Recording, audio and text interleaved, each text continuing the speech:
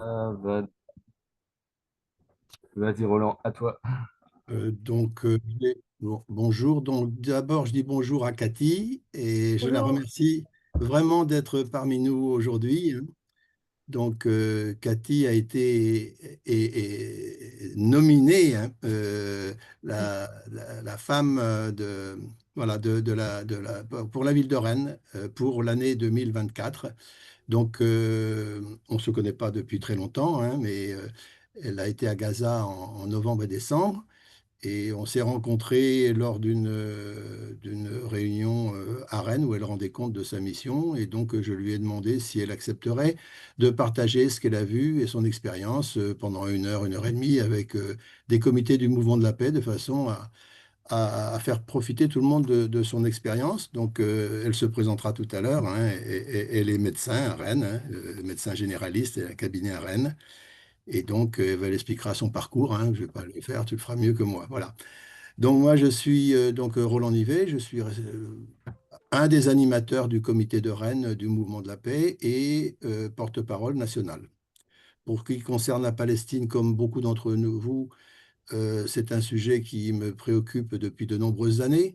Et donc, j'ai participé à deux délégations importantes, hein. Il y a des gens ici sûrement connaissent mieux le problème que moi, qui ont été en Palestine. J'ai été deux fois en 2003 avec une vingtaine d'amis qui nous a conduits à Ramallah. On a rencontré Yasser Arafat et toute l'autorité palestinienne à Ramallah, mais on a été aussi reçus à la Knesset. On a rencontré les rabbins pour la paix, Peace Now et d'autres organisations pacifistes, B'Tselem, etc., en Israël, c'est-à-dire qu'on entretient des liens depuis toujours en défendant les droits des Palestiniens et en travaillant avec nos amis palestiniens des différentes organisations. Et en 2005, je crois que c'était au moment de l'initiative de Genève, on a aussi une nouvelle délégation. On a rencontré l'autorité palestinienne, des gens comme Ahmed Rabo, qui travaillait sur l'initiative de Genève. Voilà. Et donc, que dire d'autre? Ben voilà, juste, vous connaissez ce que fait le mouvement de la paix, en gros. Je souligne quand même, par rapport aux événements auxquels on a affaire au Moyen-Orient, je crois qu'il est normal de dire quel a été notre positionnement dès le 9 octobre, après les attentats, enfin, les attaques du commando du Hamas, hein. Donc, je vais vous lire notre déclaration parce qu'elles fondent depuis toujours un peu notre positionnement. Donc, le 9 octobre, nous déclarions ceci: la nécessité d'un cessez-le-feu immédiat, de l'envoi d'une force d'interposition de l'ONU et d'une solution politique à deux États. Le mouvement de la paix condamne fermement les attaques des commandos du Hamas contre les populations civiles israéliennes. Il apporte son soutien à toutes les victimes, qu'elles soient israéliennes ou palestiniennes. Les différentes autorités annoncent plus de 1 000 morts et des milliers de blessés. Nous soutenons l'appel du pape François que les attaques et les armes cessent, je vous en prie. Cependant, cette condamnation ne nous conduit pas à ignorer le contexte dans lequel ces attaques se sont déroulées. Comme le dit Elie Barnavi, qui fut ambassadeur d'Israël en France de 2000 à 2002, je cite l'ambassadeur: la politique du gouvernement israélien ne peut être dédouanée de cette situation. Fermez les parenthèses. En effet, cet enchaînement de violences a lieu dans un contexte d'aggravation de la politique menée par le gouvernement d'extrême droite d'Israël dans les territoires occupés et la bande de Gaza.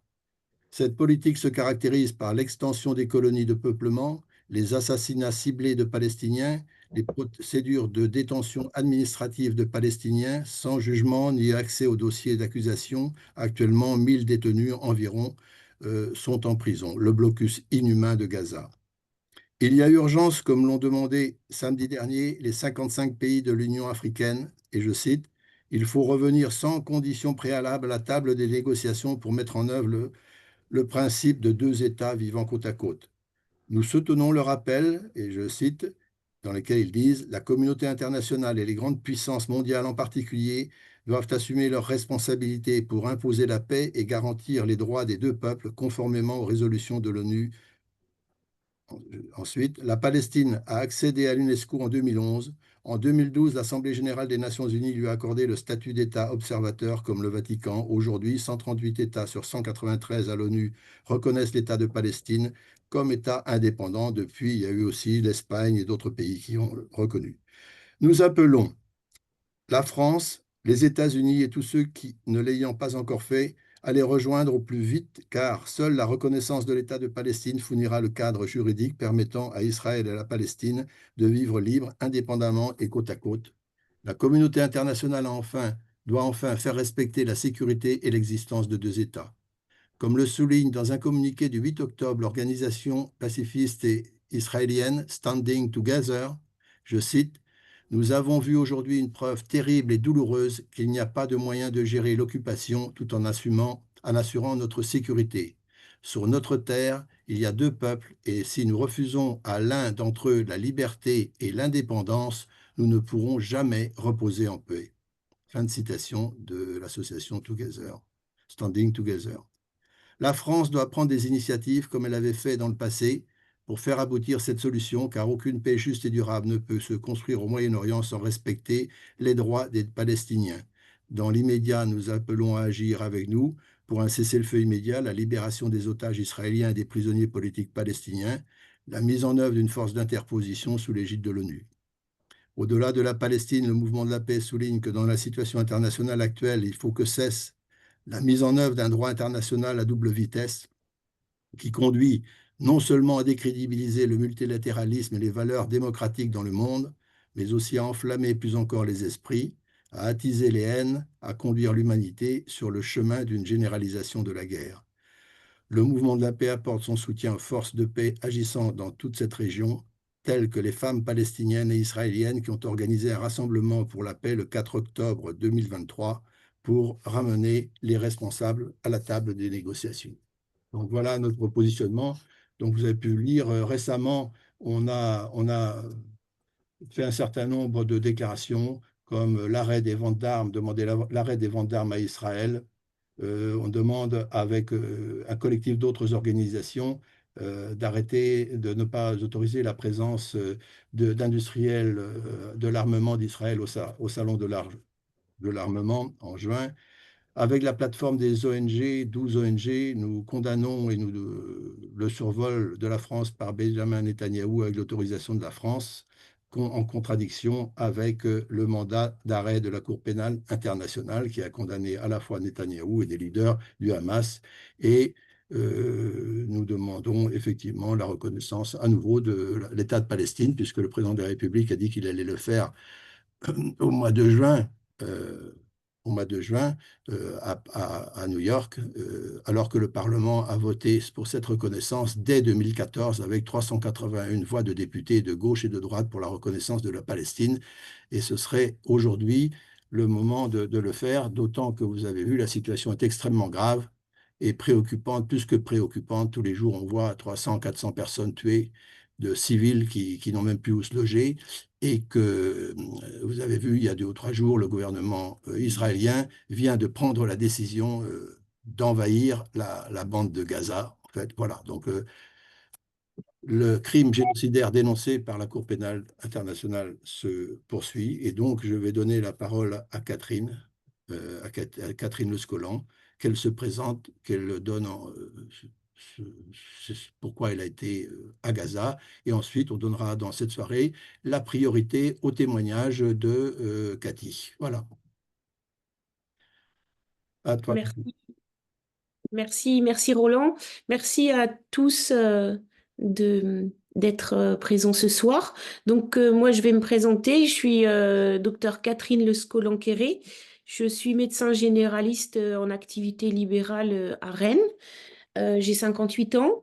J'ai demandé à partir à Gaza tout de suite après le 7 octobre. Je voulais déjà aller aider avant dans d'autres pays en guerre, en Ukraine. J'avais pas l'expérience de la médecine de guerre. Donc j'ai fait j'ai pris contact avec des ONG très connues, des grosses ONG. C'était compliqué de partir avec elles parce il faut partir au minimum 6 mois. On ne choisit pas la destination. Et puis, grâce au professeur Raphaël Pitti, j'ai pu contacter une ONG qui s'appelle Palmed France, une ONG de médecins franco-palestiniens. Et j'ai été appelée pour partir une première fois en mai 2024 Là, ça n'a pas été possible. Et puis la semaine où je devais partir, Rafah a été attaqué. Le point de passage de Rafah en Égypte a été détruit. Ensuite, j'ai été rappelée pour partir une deuxième fois en août 2024. Là, j'étais prête, mes valises étaient prêtes. On avait fait une grande collecte de médicaments avec l'association Rennes-Palestine Solidarité à Rennes. Mes valises étaient remplies de médicaments. Et Israël a refusé toute la mission. Donc, en août, le départ n'a pas pu se faire. J'ai été rappelée pour partir en octobre 2024. Là, j'étais prête à partir aussi. Et Israël a encore interdit à la mission d'entrer dans Gaza. Donc, la quatrième fois a été la bonne. Le 21 novembre 2024, j'ai pu entrer dans Gaza avec Palmet de France sous couvert d'une ONG américaine qui s'appelle Rahma. Donc, je vais peut-être commencer par vous projeter un petit film de 15 minutes qui résume la mission. Vous allez entrer dans Gaza avec moi et sortir de Gaza. Et puis après, si c'est possible, au niveau technique, je vous passerai une trentaine de photos pour les commenter, pour vous décrire la mission en détail. Donc voilà, si À Christophe de jouer, je suppose. Voilà. oui,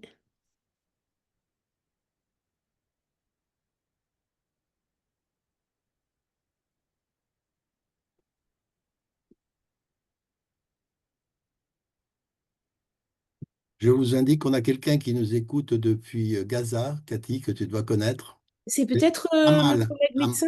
Amal, oui. Ah non, c'est Youssef, mon Ah collègue. bon, bon, d'accord. Et on a autrement quelqu'un qui est Sausan, qui nous écoute depuis l'Angleterre et qui avait organisé un centre de réfugiés pendant la guerre en Irak et qui est irakienne mais qui vit aujourd'hui D'accord. à Londres. On verra si mon collègue arrive à se connecter tout à Oui, l'heure. d'accord. Il est à Gaza, là. Mm.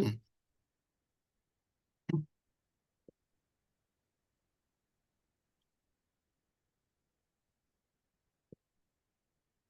Ah, on n'a pas le son? Si ça va venir sûrement. Non. Normalement, il devrait y avoir du son là tout de suite. Ouais, Christophe, On voilà. va, on va stopper parce que il y a du son dès le début.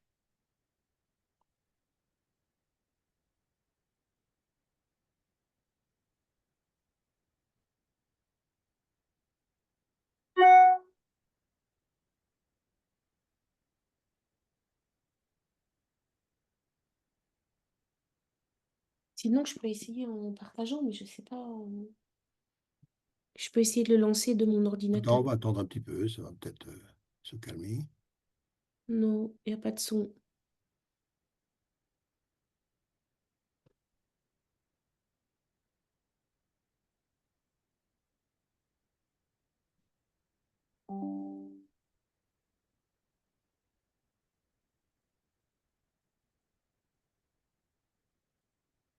Il n'y a pas de son, Christophe, hein. Non, non, non, non, il vaut mieux l'arrêter parce que je peux essayer de partager avec mon ordinateur. Attends, on va le laisser chercher. On n'est pas à 2 minutes près, c'est pas grave. Oui. Mm.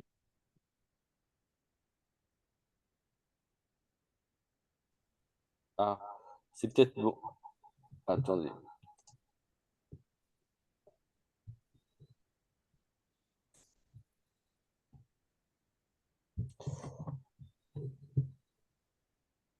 Là, vous avez du son ou pas?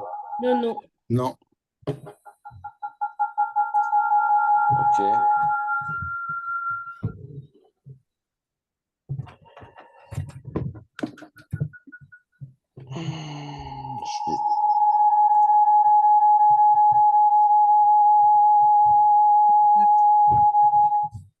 Si je clique sur partager.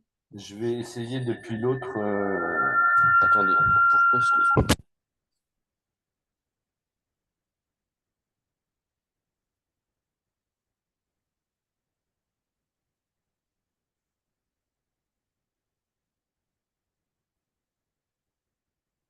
J'essaye avec partager.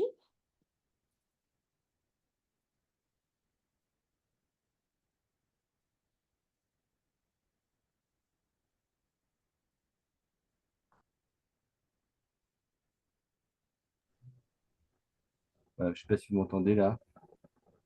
Oui, on vous entend. Ah oui, je crois que j'étais coupé, pardon.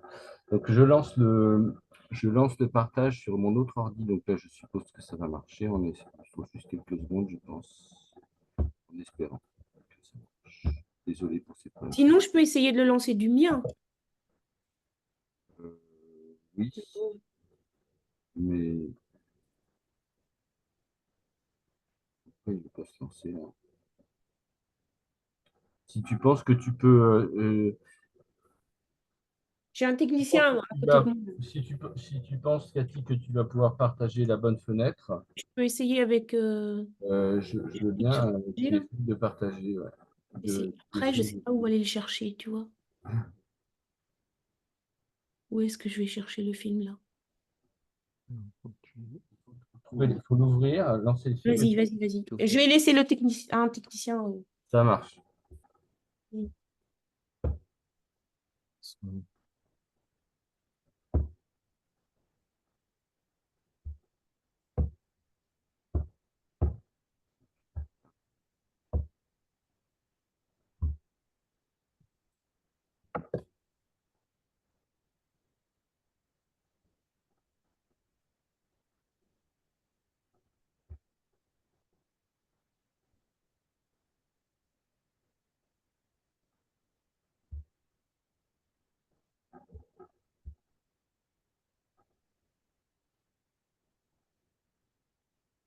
Profite pour dire que le mouvement de la paix, on a signé. Donc aujourd'hui, il y a eu un appel qui a été lancé par le collectif national pour une paix juste et durable entre Israéliens et Palestiniens à l'occasion de triste anniversaire de la Nakba.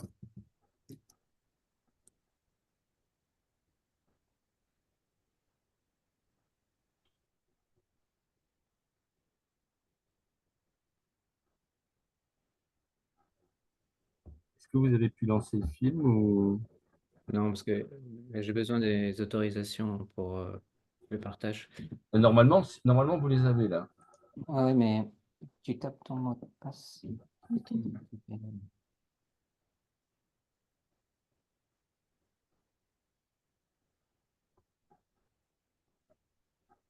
Je clique là? Ouais.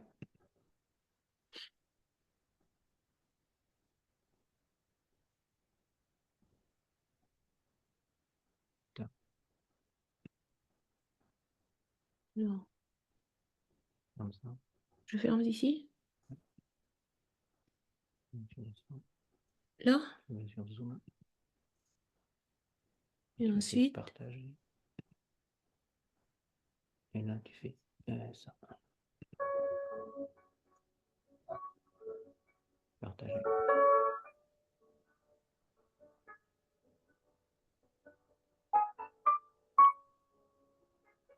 C'est bon, on entend. On ne Ouais, voit mais pas rien. encore, mais ça devrait arriver, je pense.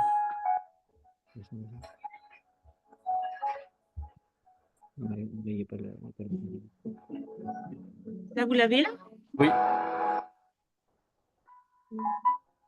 D'accord. ça marche. Ça marche pour vous?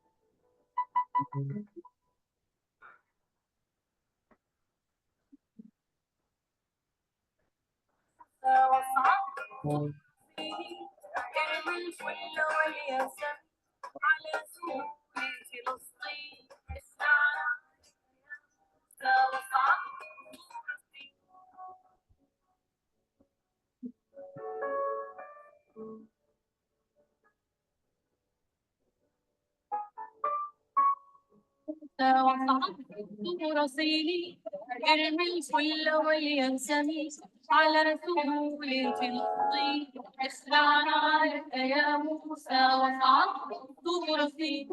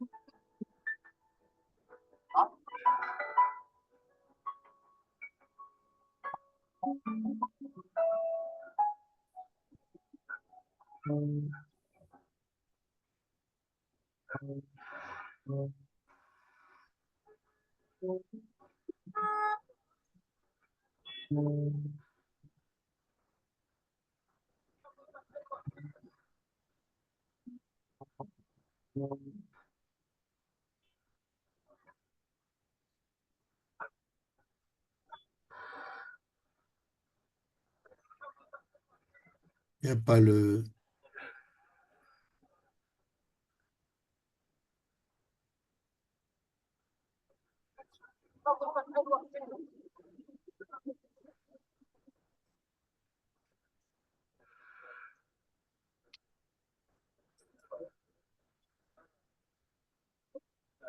Peut- Peut-être que tu vas être obligé de faire le commentaire s'il n'y a pas la parole, Cathy, hein. Si, je vais commenter après le Ah ouais, diaporama. d'accord. Je ne savais pas si c'était là ou c'est quand on te Non, voit. non, après le Un petit peu. diaporama, je vais commenter. D'accord, d'accord, d'accord. Oui.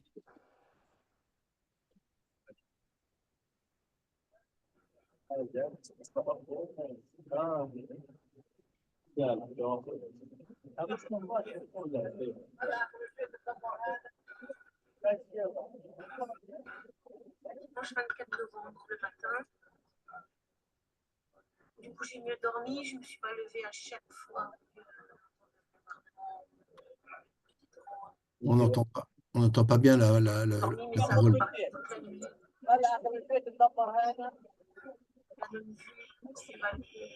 Dimanche 24 novembre le matin. Oui.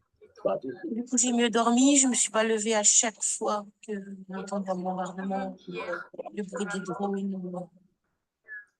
J'ai mieux dormi, mais ça a bombardé toute la nuit. Toujours la même vue du balcon de l'hôpital sur les tentes où dorment les enfants. Et encore plus de monde qu'hier à la morgue, parce que les gens se retrouvent privés dehors. Il y a beaucoup de monde ce matin, il y a beaucoup d'ambulances encore.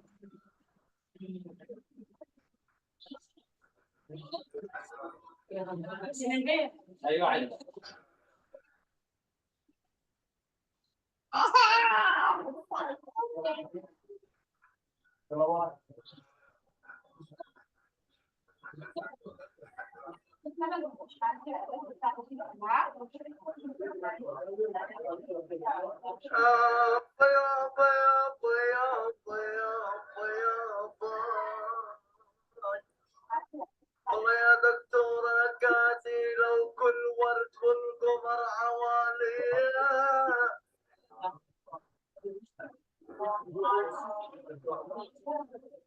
يابا يابا يابا يابا يابا يابا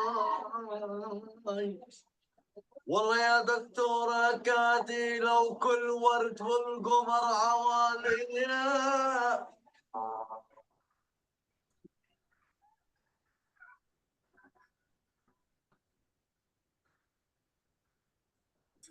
Bonjour de Gaza, bonjour de l'hôpital Nasser à Khan Younis. Moi, je suis docteur Catherine Escolan, je suis une médecin généraliste française. C'est ma première mission à Gaza avec Palmed France. Et l'équipe de Palmed a intégré la mission. Bonjour de Gaza, bonjour de l'hôpital Nasser à Khan Younis. Moi, je suis Catherine Escolan, je suis une médecin généraliste française. C'est ma première mission à Gaza. Et l'équipe de Palmed a intégré la mission de l'ACMA. Donc, moi, je suis médecin généraliste. Je commence ma deuxième semaine ici pour soigner des gens. Je soigne aux urgences dans le secteur, on appelle ça le green sector, le secteur vert. Il y a un triage à l'entrée, donc il y a le secteur vert, le jaune, il y a les pathologies un peu plus sérieuses et le secteur rouge intensif. Donc moi, je fais des consultations de médecine générale. Je vois beaucoup de pathologies liées au manque d'hygiène, à la dénutrition, au stress, beaucoup d'infections cutanées, des infections pulmonaires, Et je suis aussi quelques consultations en dermatologie parce que ça m'aide beaucoup pour faire les consultations aux urgences ensuite, pour connaître des pathologies qu'on ne voit pas souvent en France. Donc voilà, tout se passe bien. Ce matin, on a 2 collègues qui sont partis dans le Nord, un urologue et puis un dermatologue. On a envoyé le peu de médicaments qu'on a pu faire passer, on a donné à toute l'équipe. Donc voilà, tout se passe bien, les gens sont chaleureux, ils sont contents de nous voir. Pour les prochaines missions, venez, vous serez bien reçus et puis ils ont besoin de vous. Voilà, bonne journée, au revoir.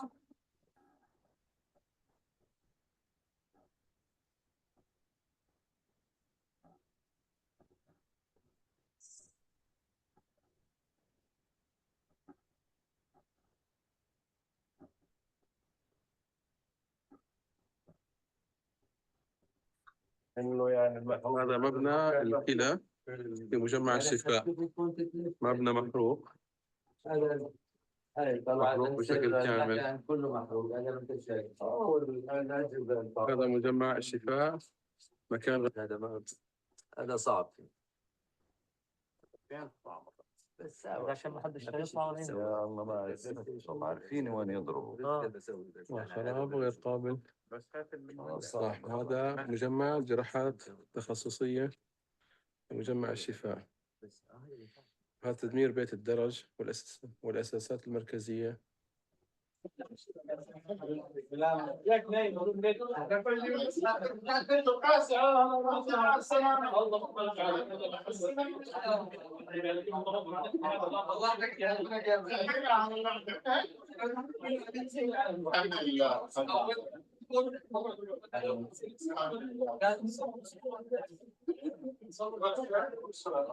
موسى وصعبته رصيني ارمي الفل والياسمين على سهول فلسطين اخلعنا لك يا موسى وصعبته.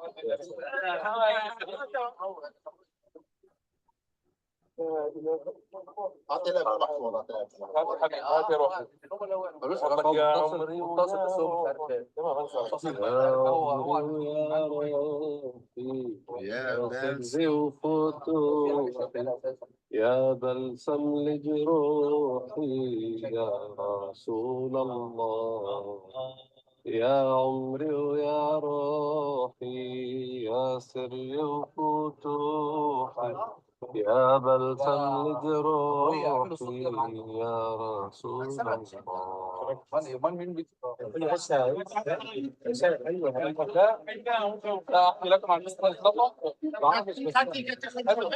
كانت جميله، كان عايز اسمعها والله. جميله، بيحكي قصه للجهاد ان الرسول عمل واحد وراح جاي ورجع تاني.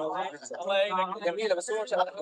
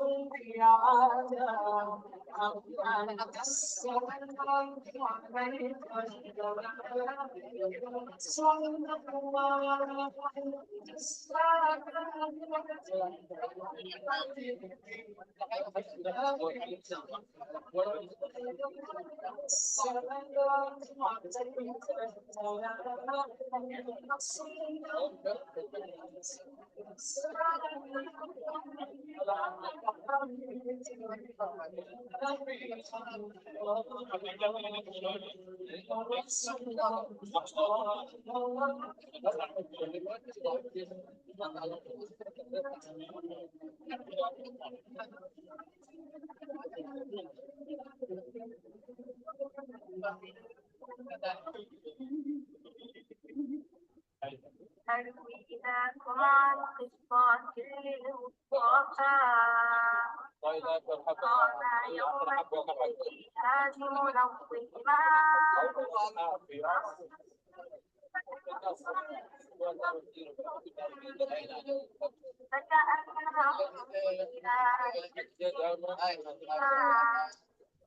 أرويناكم عن قصة للمصطفى طال يوم الجهاد منظما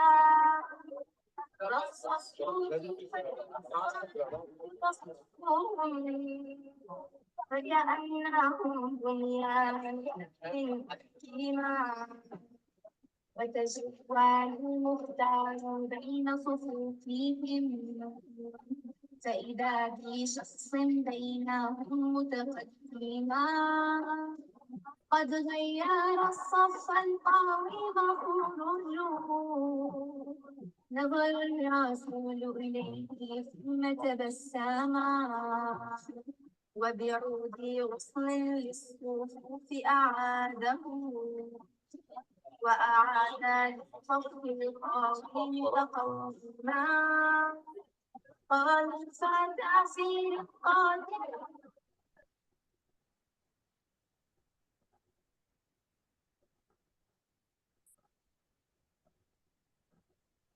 Il n'y a plus de son.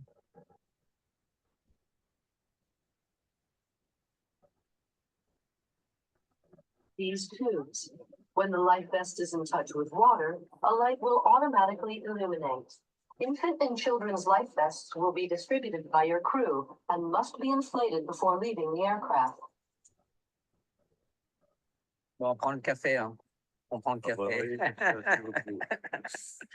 Alors, Ah, c'est la café, pause. la fumée, oui. On est au milieu du trajet. On va vers Charles de Gaulle. Petite cigarette pour la route. Pas de femme, chat. Ça y est, ça y est, Pour- ça y est, on est en France. Voilà.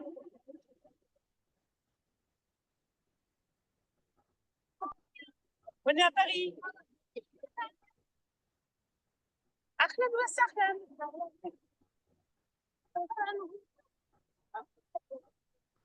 Félicitations, bravo Catherine, c'était incroyable. أنا بكون في مطار شارل دي غول الدولي في باريس.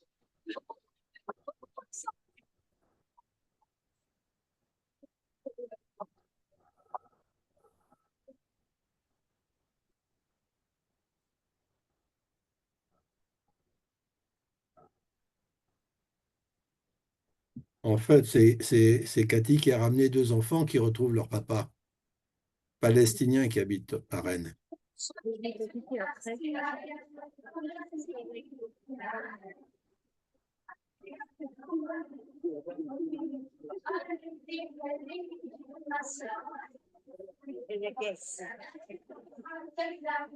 تسأل الإيام وين الشمس الحلوة والفروق في الحمام يا عالم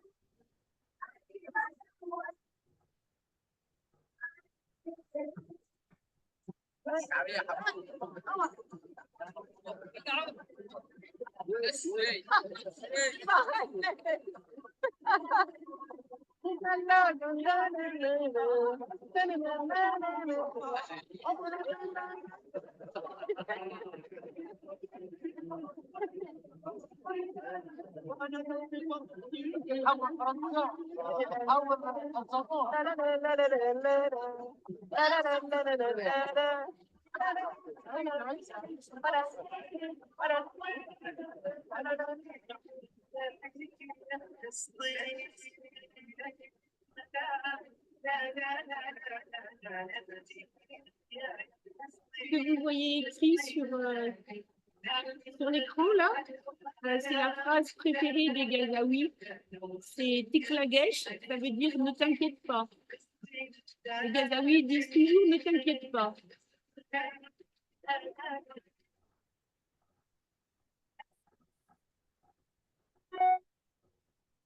Donc vous devez vous poser des questions. Qui sont les 2 enfants qui sont sortis de Gaza avec moi?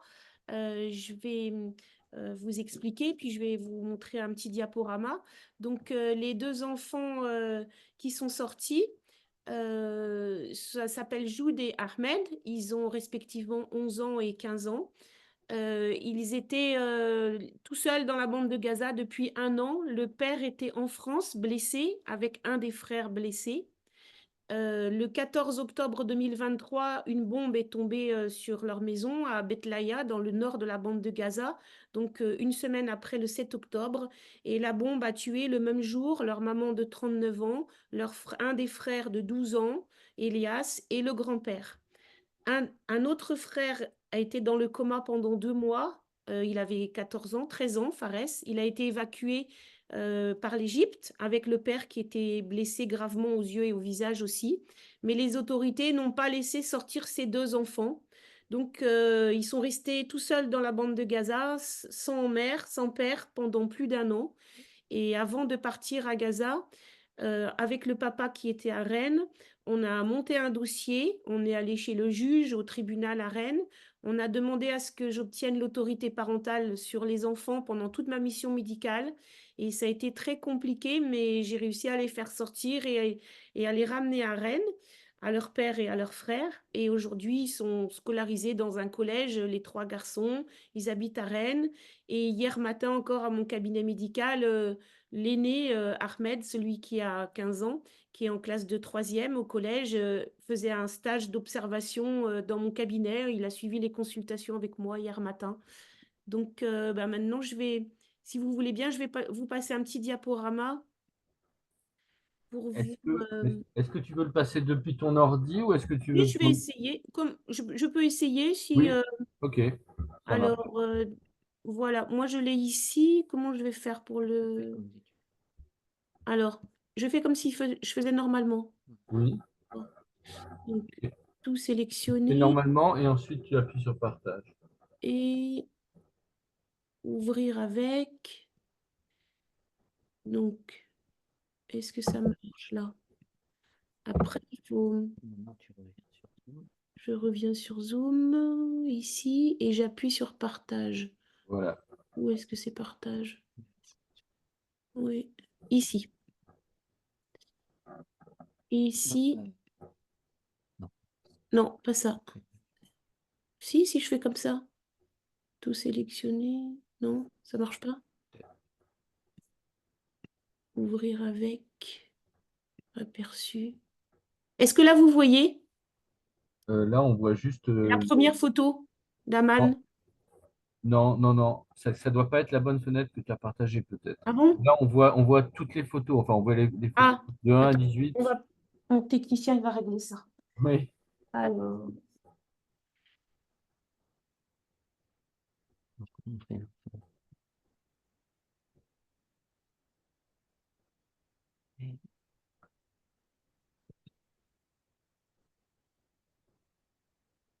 Voilà. et là, si je Et là, c'est bon. puisse les faire passer. Non, ça marche pas là. Je le fais comment? Là, ça fait comme ça. Là, ça passe? D'accord. Effet. Là, vous voyez la première photo? Oui, ça c'est bon. marche. Oui. Oui, c'est bon. Donc la t'entend. première photo, elle est prise à Amman. Donc le 19 octobre, le 19 novembre 2024, le 19 octobre dernier, j'ai quitté Rennes pour prendre l'avion à Paris pour aller à Amman. Et à Amman, plusieurs médecins du monde entier se sont retrouvés dans un grand hôpital pour une réunion la veille de l'entrée à Gaza, pour avoir notre ordre de mission, pour avoir les dernières instructions pour rentrer à Gaza. Donc, le chef américain est au milieu, là. Et vous voyez que la parité n'est pas respectée parce que j'étais la seule femme. J'étais la seule femme. Il y avait des médecins américains, des médecins allemands, des médecins tunisiens, algériens, jordaniens, donc de plusieurs pays. On était 15 médecins à devoir entrer le lendemain dans la bande de Gaza. Et à minuit, les Israéliens nous ont envoyé un mail où sont affichés 4 noms en rouge des médecins refusés. Donc, on n'était plus que 11 à rentrer, à partir pour Gaza le lendemain. Arrivé le lendemain, ça marche pas là. Si, ça va. Ah oui. Je veux vous passer la diapo suivante. Non, j'essaye de vous passer la suivante, mais ça marche pas. Ici. Ah voilà.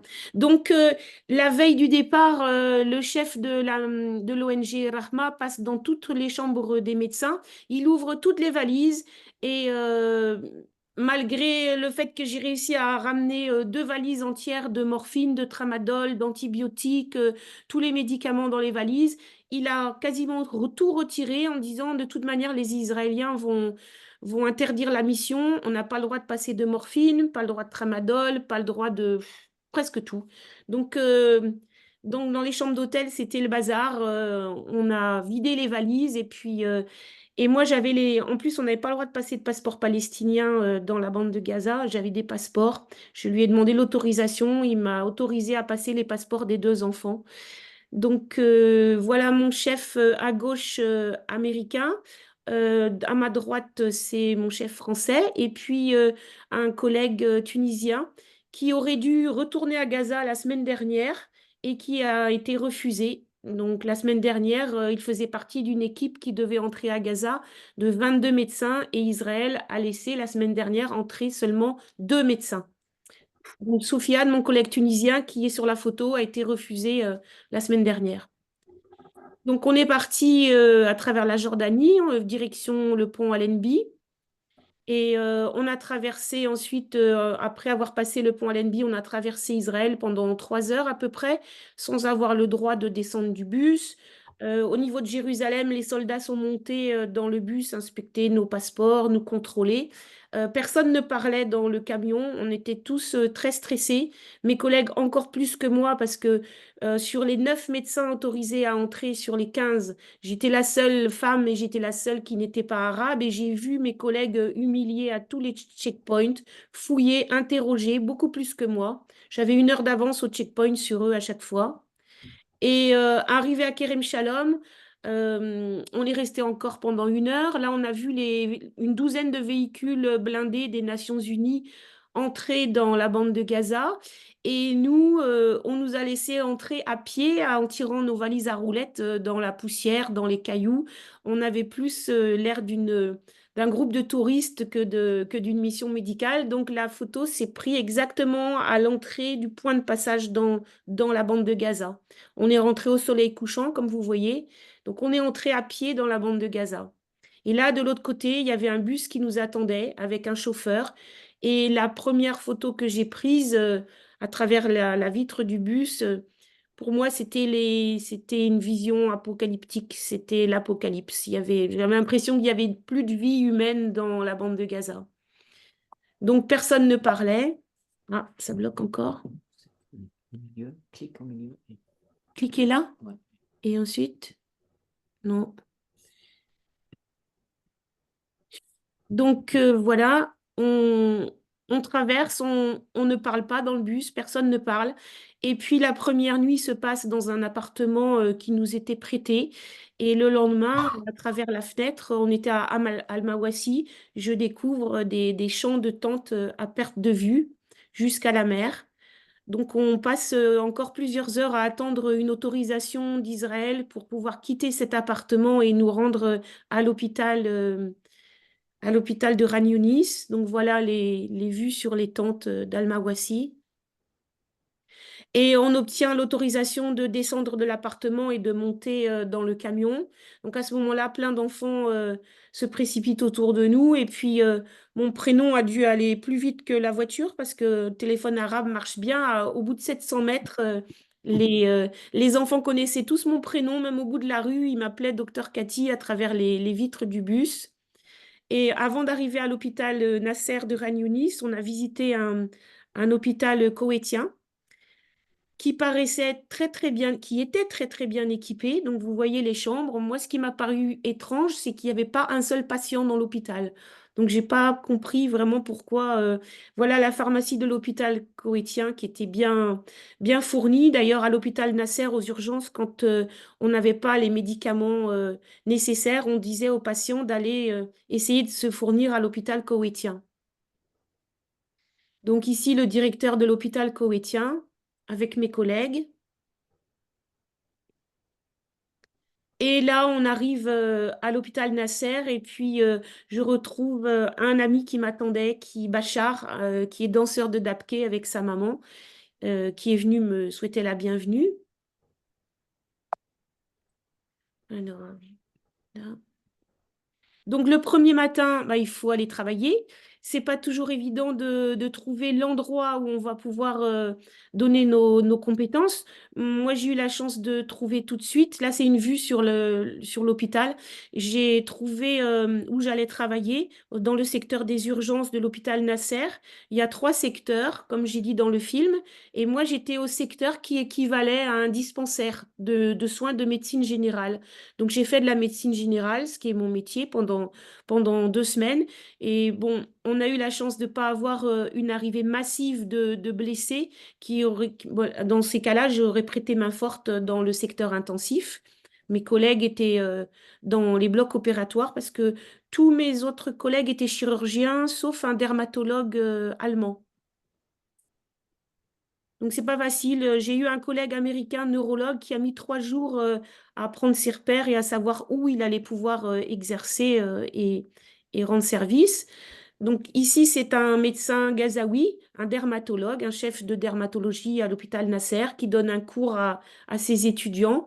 Sur son fond d'écran, le fond d'écran de son iPad, il a la photo de son fils de 19 ans qui a été tué sous les bombes.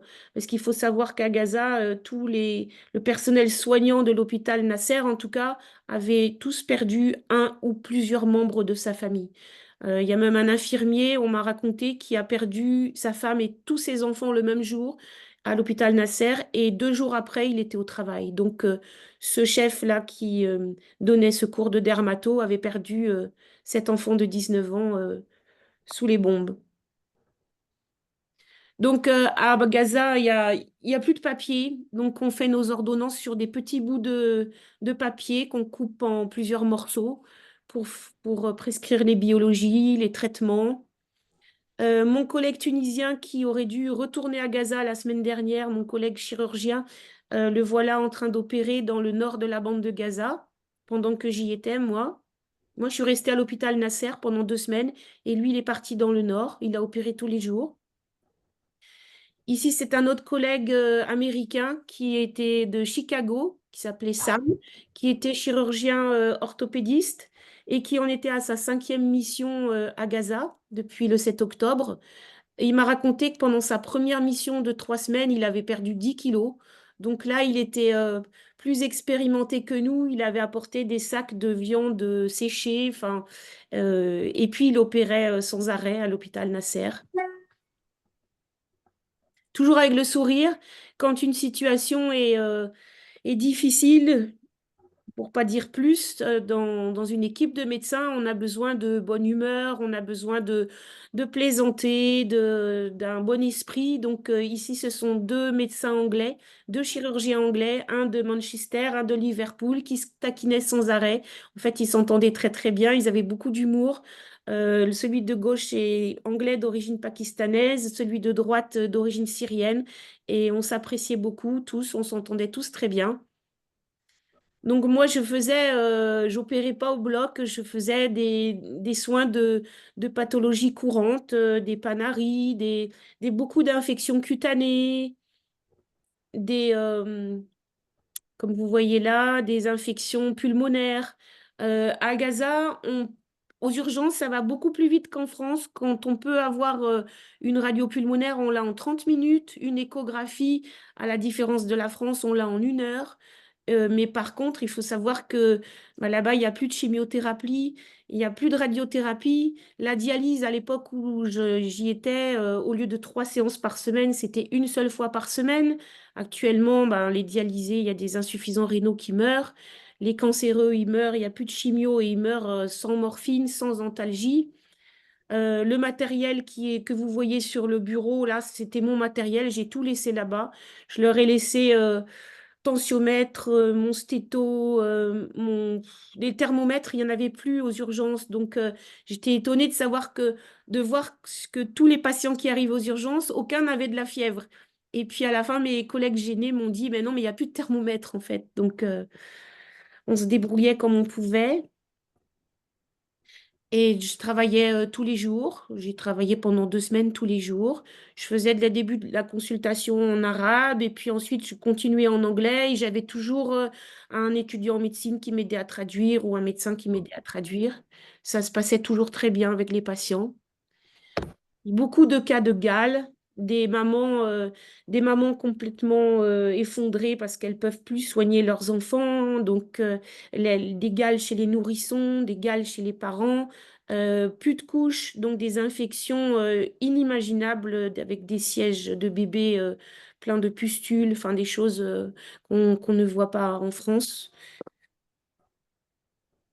Les Gazaouis adorent les injections, donc moi je leur disais que bon, on n'en faisait pas autant en France, mais ça a peut-être un effet placebo. Ils aiment avoir des injections et avoir du diclofénac. Mais bon,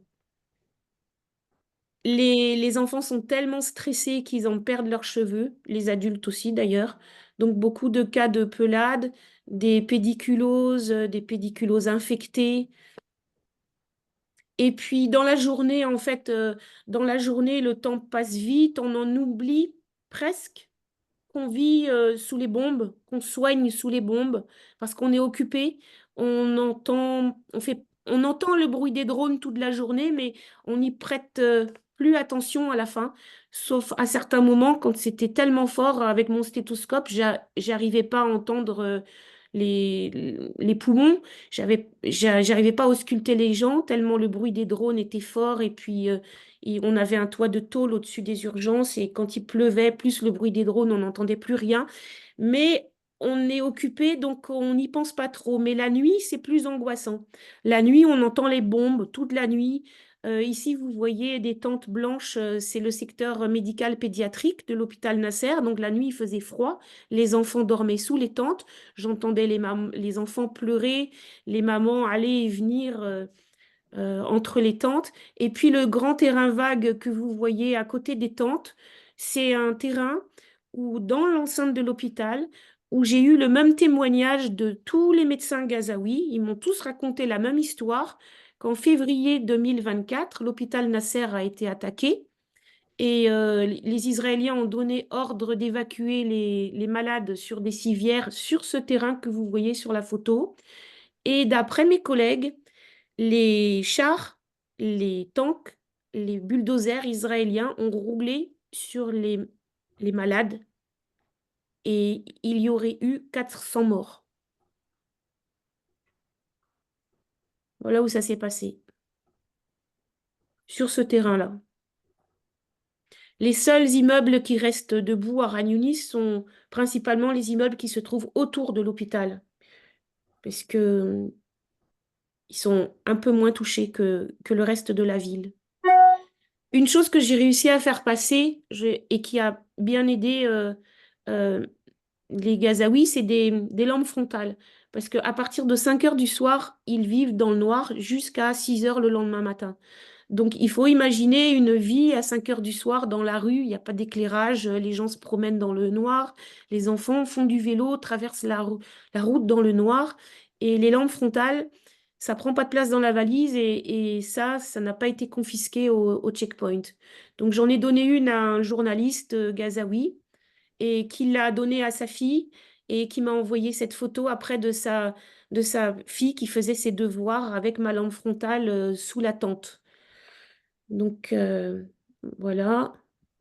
Et tous les matins, mes collègues arrivaient travailler ils me montraient tous la même application avec une zone quadrillée en rouge qui correspondait à la zone qui devait être évacuée en vue d'un bombardement le jour ou le soir même. Donc mon collègue médecin me dit, ben, moi je dors dans cette zone rouge. Je lui ai demandé où il allait aller. Il me dit, je ne vais pas bouger, j'ai pas d'autre endroit où dormir, donc je reste dans cette zone. Même si elle est bombardée cette nuit, ben, mon sac est prêt avec quelques vêtements. Les Gazaouis font tous pareil. Ils ont un petit sac qui est prêt en cas d'évacuation urgente. Si la bombe tombe sur la tente à côté, si ça brûle à côté. Mais sinon, ils ne peuvent pas s'échapper. Il n'y a aucune zone sécurisée à Gaza. Donc cette application-là, c'est inhumain. Le soir, quand j'avais terminé ma journée, j'avais pas le droit de sortir de l'hôpital, donc je faisais une promenade dans l'enceinte de l'hôpital. Voilà le coin des ambulances détruites dans l'hôpital. Et on dit bien qu'il faut pas tirer sur les ambulances, mais j'ai vu des dizaines d'ambulances criblées dans les pare-brises étaient criblées de balles, des ambulances de la Croix-Rouge, de Médecins sans frontières. Donc, on se retrouvait dans un salon au 4e étage de l'hôpital Nasser avec les collègues quand ils sortaient du bloc et on avait un repas par jour, voilà, composé de za'atar, d'huile d'olive, de pain. On avait la chance d'avoir des bouteilles d'eau. On avait la chance d'avoir du thon en boîte aussi. Et voilà, les réserves. Et on a eu 2 fois en 2 semaines une orange qu'on a partagée entre tout le monde parce que une orange à Gaza, à l'époque où j'y étais, ça coûtait 18 $. Donc on a mangé un quartier chacun. Et j'ai certains collègues, mon collègue neurologue américain est parti se promener une journée ou un après-midi au bord de la mer. Moi, j'ai été sage, je ne suis pas sortie de l'hôpital du tout. Donc voilà une vue qu'il m'a montrée. Donc là, c'est un ami journaliste qui est venu me voir. Comme moi, je ne sortais pas de l'hôpital, j'ai 2 ou 3 amis gazaouis qui sont venus me dire bonjour. Et ça faisait du bien, ça faisait vraiment du bien moralement, ça aidait à tenir. Mon collègue médecin généraliste, Youssef, qui sera peut-être avec nous, mais je ne sais pas s'il est connecté là aujourd'hui à Gaza. Donc, on a soigné ensemble pendant 2 semaines aux urgences. Et le dernier jour, il m'a proposé qu'on échange nos stéthoscopes. Il m'a dit, je vais te donner le mien, celui qui m'a donné, il est ici. Il me dit, je soigne les patients depuis le début de la guerre avec ce stéthoscope et j'espère que tu soigneras tes patients en France. Je te le donne. Et puis, il a pris le mien. Donc, maintenant, il soigne avec le mien. Mes collègues quelques-uns de mes collègues ont soigné pendant les 2 semaines où j'y étais dans le nord de la bande de Gaza. Donc, c'est eux qui m'ont donné cette photo de l'hôpital Al-Shifa, complètement détruit. Et nous voici le dernier jour quand le ministre de la Santé de Gaza est venu nous remercier pour la mission, nous décorer avec des kéfiers. Et donc, le dernier jour, j'ai eu une mauvaise nouvelle, c'est que j'avais pas le droit de sortir les 2 enfants. C'était compliqué d'avoir tous les feux verts, bon, la France était d'accord, les autorités jordaniennes étaient d'accord. Israël était d'accord, mais le dernier soir, il y a eu, il y a eu un feu rouge, donc je me suis cachée avec les 2 enfants et avec la seule femme d'une mission américaine. On est parti se cacher dans un bureau toute la nuit. Et le consulat de France nous a bien soutenus. Et à 4 heures du matin, on a eu le feu vert pour que les enfants sortent avec moi et retrouvent leur papa en France. Mais la dernière nuit, sous les bombes, cachée dans un bureau, enfermée à clé, sur cette photo-là, a été très stressante. Donc le lendemain, j'avais l'accord pour les sortir. Donc ils disent au revoir à leur oncle. Et puis, euh, et puis là, le consulat de France, de la cellule de crise, nous attendait de l'autre côté du checkpoint à Kerem Shalom dans 2 voitures blindées. Et ils nous ont fait traverser Israël en convoi blindé jusqu'au pont Allenby, jusqu'à la Jordanie, où je me suis retrouvée encore toute seule avec les 2 enfants à passer le no man's land là. Donc, c'est le consul adjoint et puis ses collègues qui nous disent au revoir. Mes collègues me disent au revoir aussi. Donc, la mission s'est très bien passée pour tout le monde. On est resté en bonne relation. On espère y retourner. Et le consulat de France avait offert des vêtements aux enfants. Donc, le petit Jude savait qu'il faisait froid en France. Donc, au petit déjeuner à Amman, il avait son bonnet sur la tête. Il était prêt pour prendre l'avion pour retrouver son papa à Rennes. Donc, nous voilà à l'aéroport d'Amman. Et puis, l'arrivée à Paris, où les enfants retrouvent leur père, leur frère, où le président de Palmet France nous accueille.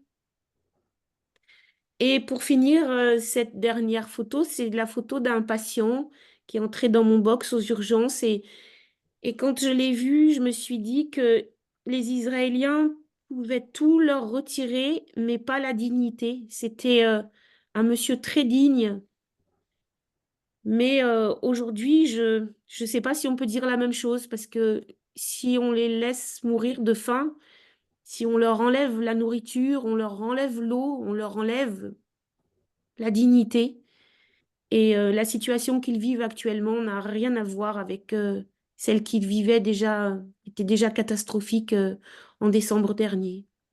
Donc aujourd'hui, les médecins n'ont plus le droit de rentrer dans la bande de Gaza. Je vous ai dit la semaine dernière, sur une mission de 22 médecins, Israël a laissé rentrer seulement 2 médecins.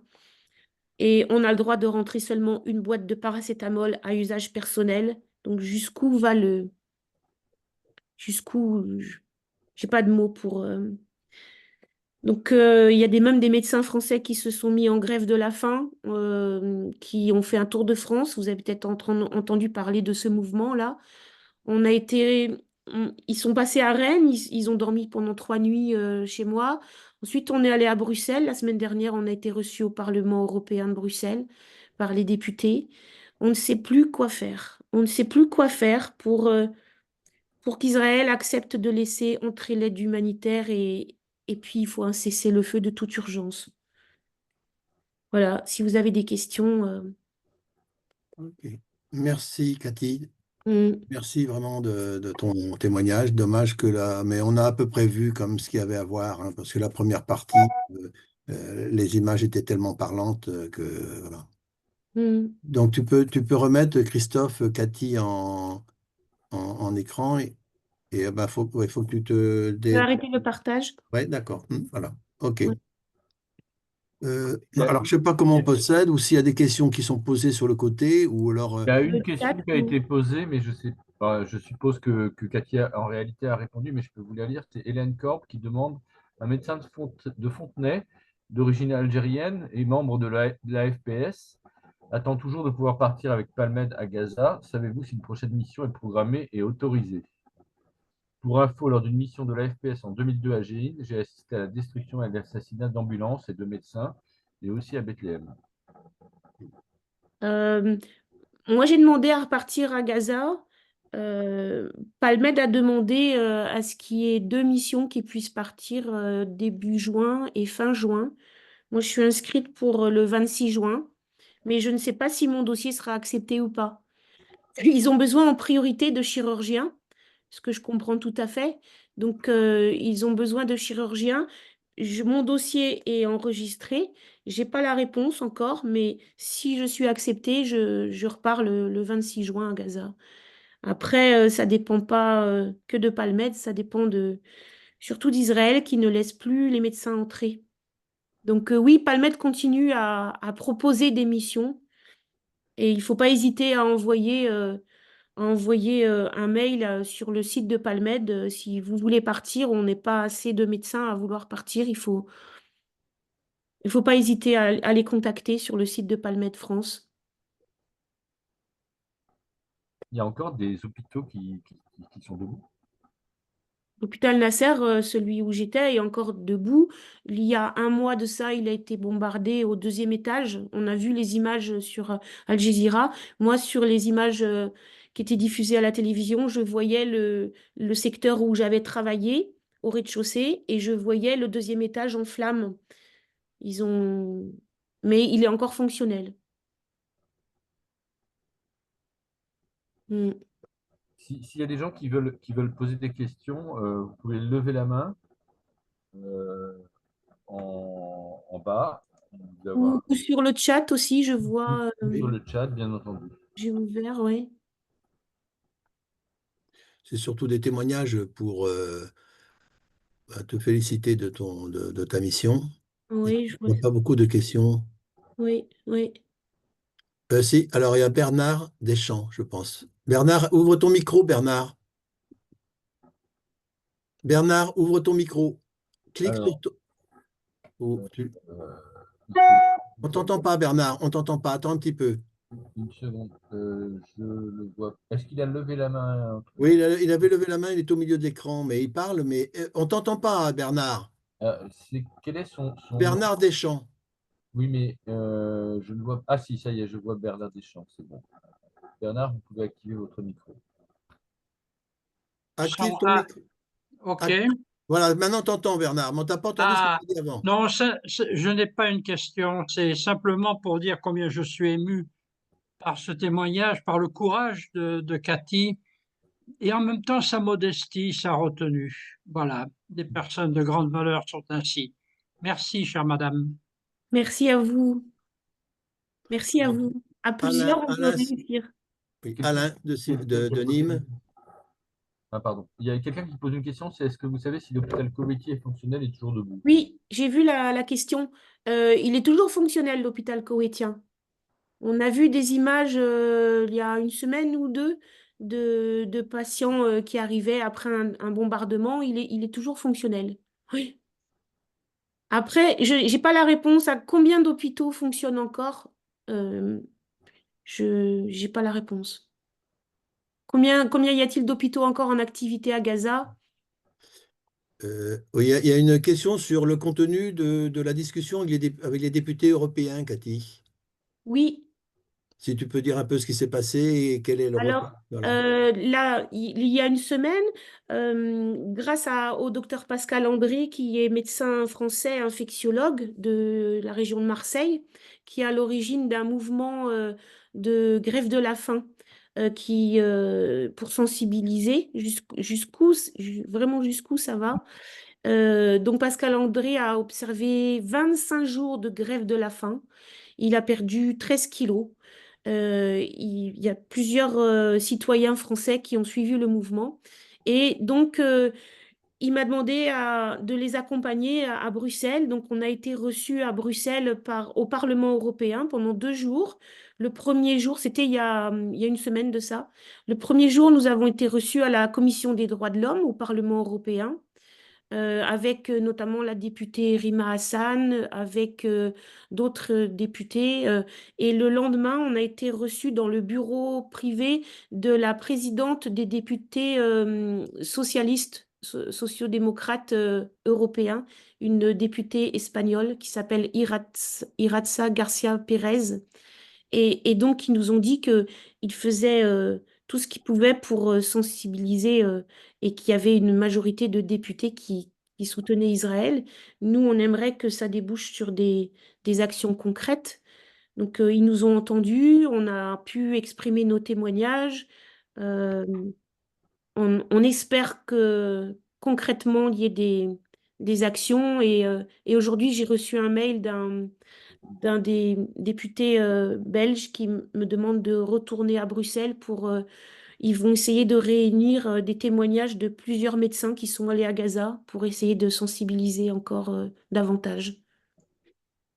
Alors, il y a deux personnes qui ont posé des questions. Il y a Alain Simbler de Nîmes. Alors, et ensuite, il y aura un autre ami qui s'appelle Kilo. Alors, Alain, si tu peux. Voilà, toi. Oui, Bonsoir merci. Alain. Bonsoir Bonsoir Alain. Bernard. Bonsoir Bernard. Bonsoir à tout le monde. Oui, donc je voulais intervenir sur justement ce qui s'était passé à Bruxelles. Donc vous y avez répondu déjà en partie.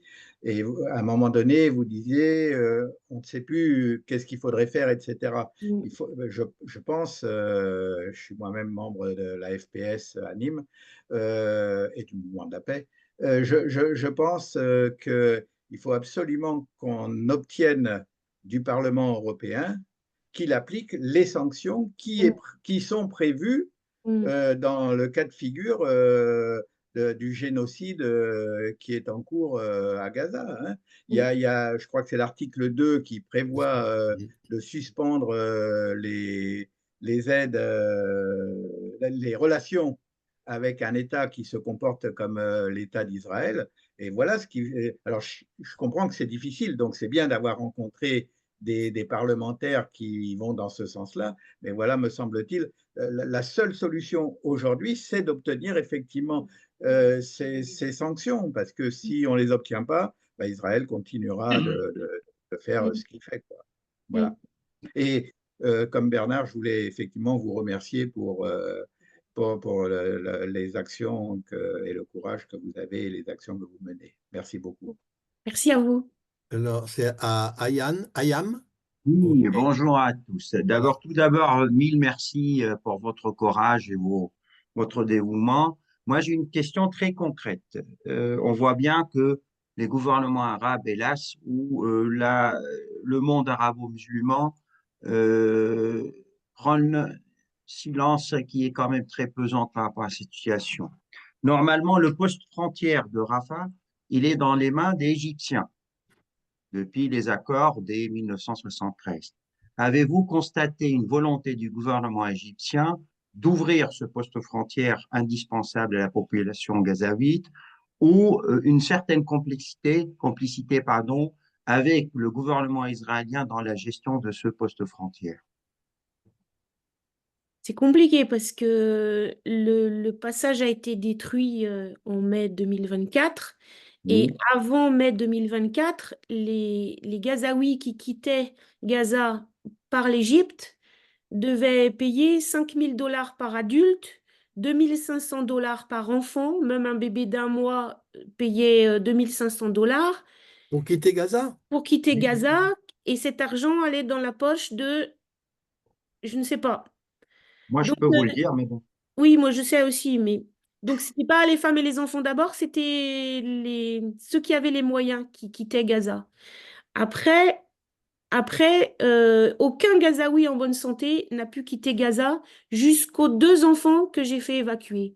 Le consul général de Jérusalem m'a téléphoné dans la voiture blindée pour me féliciter et pour me dire que les Ahmed et Joud, les 2 enfants que j'ai fait sortir, étaient les 2 premiers Gazaouis en bonne santé qui quittaient Gaza depuis la destruction du passage de Rafah et sans payer un centime. Ça a été une question de diplomatie. Ça a été de la diplomatie jusqu'au bout, jusqu'à 4 heures avant le départ. Donc, pour répondre à votre question, j'ai pas le...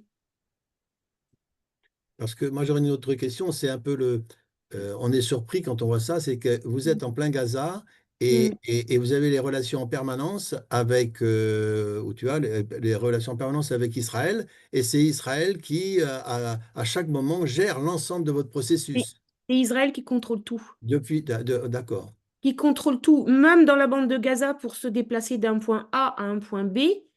On ne peut pas se déplacer si on n'a pas l'autorisation du COGAT. C'est Israël. Donc c'est pour ça qu'on passe beaucoup de temps à attendre des permissions, à attendre des autorisations. Le retour de mes collègues du nord de la bande de Gaza à l'hôpital Nasser de Khan Younis a été très compliqué parce qu'il y avait 1 ou 2 de mes collègues qui n'étaient pas autorisés à revenir du nord vers le sud. Israël contrôle tout, même à l'intérieur de la bande. Il y a plusieurs questions dans le chat. Oui. Il y en a une de SMG 990B2. Qu'est-ce qui fait que certains médecins sélectionnés sont recalés au dernier moment? Alors, on n'a jamais les raisons des refus. Jamais. On a un mail qui arrive au responsable de la mission avec des noms qui s'affichent en rouge et on ne sait pas pourquoi. On ne Mais sait ils avaient pas. d'abord été autorisés et ensuite ils sont refusés? Ou alors est-ce qu'ils n'ont pas été autorisés par les mêmes... La veille de l'entrée dans Gaza, il y a un accord ou un refus qui tombe et on a fait l'aller-retour pour rien. Il y a une infirmière qui a été très médiatisée, qui est connue, qui s'appelle Iman Marifi, française, qui a fait une première mission en février 2024 à Gaza. Et elle devait entrer dans Gaza le jour où moi j'ai quitté la bande de Gaza. J'ai vu le bus blanc entrer avec un de mes collègues, Yacine, un de mes collègues chirurgiens, qui entrait dans Gaza le jour où moi je suis sortie. Et Iman devait faire partie de cette équipe. Et la veille à Amman, à minuit, elle a vu son nom en rouge. Et donc elle a pris le vol retour d'Amman vers Paris en même temps que moi. C'est celle qui est dans le film et qui est dans l'avion avec moi. Elle n'a pas pu rentrer et Israël ne donne pas les raisons. Aucune. De toute manière, il n'y en a pas de raison. Il n'y en a pas de raison valable. Il ne les donne pas parce qu'il n'y en a pas. Comment voulez-vous refuser 20 médecins sur 22, comme la semaine dernière, avec des raisons acceptables? Il n'y en a pas de raison acceptable. Je pense que les refus arrivent le plus souvent avant qu'ils bombardent davantage. Et à chaque fois qu'il y a beaucoup de missions de refusés, la plupart des médecins qui sont refusés dans une mission de 19, 15 de refusés, par exemple, comme ça c'est vu, C'est avant que, bon, par exemple, ça s'est vu en mars, avant que le cessez-le-feu soit rompu. 2, 3 semaines avant, toutes les missions étaient refusées. On ne comprenait pas pourquoi. Parce qu'en fait, ils veulent pas de dommages collatéraux occidentaux. C'est ça qui les gêne le plus. Les dommages collatéraux des civils palestiniens, ça les gêne pas. Mais qu'il y ait des humanitaires occidentaux qui soient tués, donc ils refusent. Ils refusent. Et là, le fait qu'ils aient refusé autant de médecins la semaine dernière, ça, ça augure d'un désastre encore plus grand dans Oui. les semaines qui viennent. Donc c'est peut-être lié, bon, il y a peut-être des gens qui peuvent mieux expliquer que ça que moi, mais en fait, il y a eu une décision du gouvernement qui a été votée, je sais pas, du gouvernement israélien, qui est en fait une mise en ordre de bataille pour occuper Gaza, quoi. Mm. Donc, c'est-à-dire avec, là maintenant, et c'est l'occupation. Donc, on est dans un stade absolument supérieur de la violence qui arrive là. Voilà. Bon, Bernard a demandé la parole. Il y a... Oui, c'est une simple remarque à la suite d'une intervention tout à l'heure. Je crois qu'on ne peut pas mettre sur le même plan tous les pays arabo-musulmans. Certains sont certes signataires des accords d'Abraham, mais pas tous. Et je pense en particulier au rôle que joue l'Algérie, qui en 2022 a réuni les organisations palestiniennes, qui agit actuellement en tant que membre du Conseil de sécurité pour 2 ans, 2024-2025. Voilà, je pense que tous les pays arabo-musulmans ne sont pas à mettre sur le même plan. Certains, je crois, agissent. Je rappelle d'ailleurs que c'est à Alger en 1988 qu'a été proclamé par Yasser Arafat l'État de Palestine. Et si je peux me permettre une question, puisque c'est documenté, Bernard, j'ai cru comprendre que la Ligue arabe et la conférence islamique seraient favorables à la reconnaissance de l'État de Palestine. Oui, malgré toutes les différences qui existent entre eux, comme j'ai dit, certains sont signataires d'accords d'Abraham, d'autres non. Mais dans le sommet qui a eu lieu à la fin, je crois que c'était en novembre 2022, effectivement, la résolution qui a été adoptée se prononce pour la solution à 2 États avec reconnaissance de l'État de Palestine dans les frontières de 67. Vas-y, Cathy. Est-ce que je peux vous donner une nouvelle? Si vous voulez écouter mon collègue médecin gazaoui avec qui j'ai travaillé et que je vous ai présenté tout à l'heure, il est en ligne. Ah, bah. Il est en ligne et il pourrait peut-être vous donner son témoignage. Il est en direct de Gaza si vous voulez l'entendre. C'est Youssef Al-Farah, c'est ça? Oui, c'est lui, oui. Et il parle en anglais ou en Alors, français? il parle en anglais. Il parle en D'accord. anglais. Est-ce que ça convient? Est-ce qu'il y a un prof d'anglais là particulièrement bon là? Moi, je pourrais traduire sinon. D'accord, vas-y alors. D'accord, ok. Mais D'accord. si on peut le mettre. Vas-y, Christophe, si tu peux le Oui, mettre. je vais autoriser le micro. Je pense qu'il a dû l'activer. Youssef? On ne peut pas donner le mettre en écran pour. Comme ça, Oui. Voilà, oui, bonjour. Hello, everyone. Ah! Is my voice clear? Hello, Youssef. How are you, Kathy? How are you, everyone? Really? Oh, I'm so glad to be with you this night, actually. And when I joined you late, I was so sad and so depressed. no, And no, no. I was in the hospital. Everybody is and listening to you. Everybody is listening to you. thanks a lot about this great How- opportunity, actually. How was I'm it late because I was in the hospital. There was many injured people there. We finished right now, and I returned quick for the home to join you. Can you tell them where you are Speak with you, working actually. actually? Vous voulez qu'on traduise au fur et à mesure un petit peu ou... Wait. We translate. Oui, simplement, il a dit qu'il était désolé de ne pas avoir pu joindre plus rapidement parce il était vraiment, il avait vraiment hâte de nous rejoindre, mais il a dû rentrer chez lui et il n'a pas pu nous rejoindre avant. Voilà. Est-ce que vous avez des questions pour lui poser à Youssef? Mm-hmm. You can go on. Where are you working at actually? Yes, okay. Red Cross? I'm Dr. Yusuf Al-Farra. I'm a general practitioner practitioner, worked in ICRC, plus I'm a volunteer in Nasser Medical Complex at the emergency department mainly. I was a volunteer since the beginning of the war, since 7th of October. I was a volunteer in Nasser Medical Complex in the emergency department, dealing and support our exhausted action and our deficient medical staff. On va traduire After peut-être, that, Youssef. Translate. Wait, just a minute, it translate for you. On peut traduire rapidement qu'il a cité plusieurs hôpitaux, il est aux urgences de plusieurs hôpitaux et il est également bénévole dans plusieurs hôpitaux. Donc, je crois qu'il cumule les mandats, enfin, Oui. le travail. Mm. You can go on. You can go on. Youssef, you can go. Okay. I can go. Yes. You can talk. You can talk. Okay.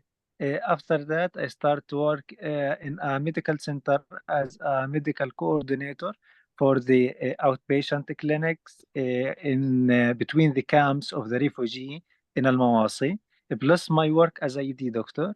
And finally, now I'm an emergency doctor in the ICRC medical field hospital in Rafah, also which lie between in Al Mawasi, between the camps of the refugee.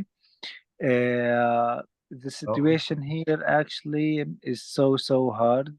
We face Coordinateur médical et également dans un camp de réfugiés et la situation est très dure. Excuse me, you can go on. Okay. The situation in Gaza here is so hard.